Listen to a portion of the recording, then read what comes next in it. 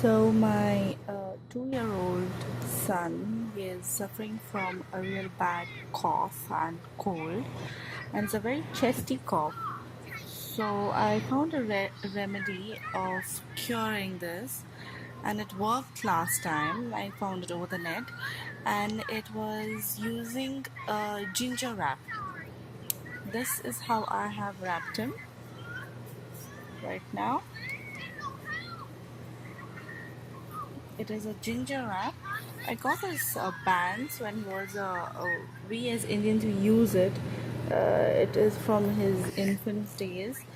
We used to tie his navel when he was small, so it came handy right now to tie this ginger wrap because he removes the medicated tape off.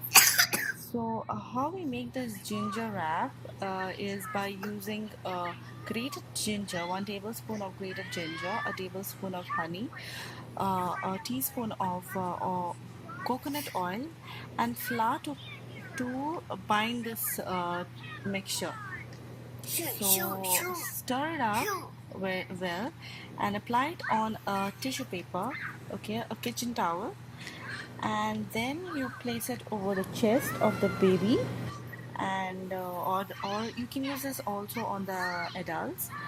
And then once the